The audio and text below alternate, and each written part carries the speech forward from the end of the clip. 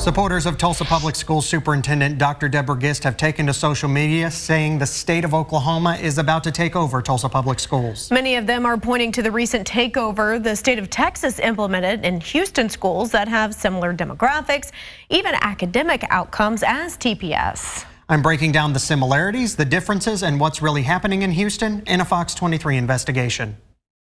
If you believe State Superintendent Ryan Walters is on the verge of kicking out TPS Superintendent Dr. Deborah Gist and replacing her with a hand-picked political appointee, then you don't need a crystal ball to see what some say is TPS's future. You just need to look at the Houston Independent School District in southern Texas. We are more than just ranks. We are more than just grades. We are more than just test scores. This summer, the Texas Education Agency took over the Houston ISD for repeated academic failures, removed the superintendent and all elected school board members. The changes have not gone over well.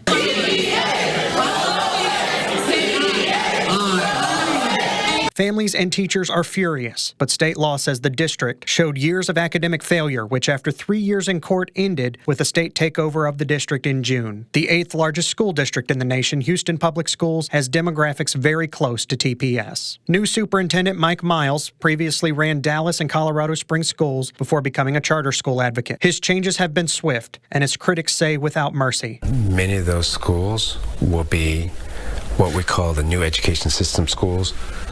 They are priority schools where we'll provide a level of support that I've never seen before. Miles and the new school board called managers, made heavy cuts to district central offices, made all teachers reapply for their jobs so their talents could be appropriately signed out to schools across the district, and the most dramatic and controversial change proposed, closing school libraries, laying off librarians, and turning media centers into discipline centers where students disruptive to learning will go to watch lessons via a video feed. All classrooms will have cameras monitoring for behavioral issues. Some magnet programs are also on the chopping block, and there will be a heavy focus on getting reading and math scores up. Making sure that every school has a high-quality teacher, and that making sure your best performing teachers or most effective teachers are with your lowest performing kids. But not all changes have been heavy. Teachers who are assigned to failing and troubled schools will get higher pay for what could be considered more challenging work, and there will be bonuses for the best performing classrooms. Some parents, however, say their children are no longer being treated as individuals with unique learning needs, but as data points in a quest for statistical benchmarks.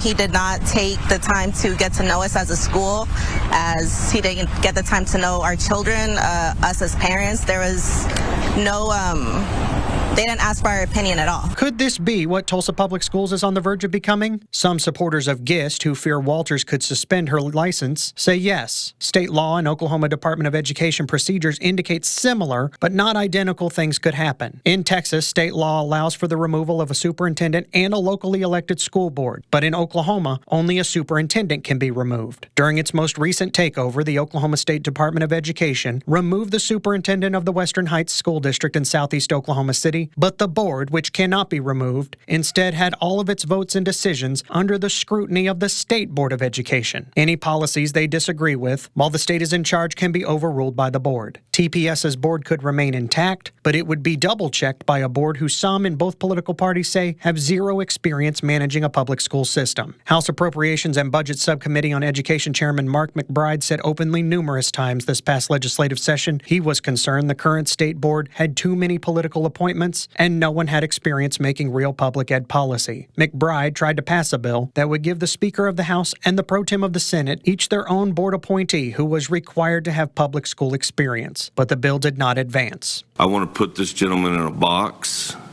I hate to be that blunt. Back in Houston, Texas Monthly Magazine and local parent groups did background checks on the new managers who replaced their elected board members and found they all lived on the same affluent side of town and impoverished areas were no longer represented on their local board. Who's from 3rd Ward? Who's from Sunnyside? Who is from Cashmere Gardens? Who is from all of these districts, all of these areas? You know what? Y'all gotta go.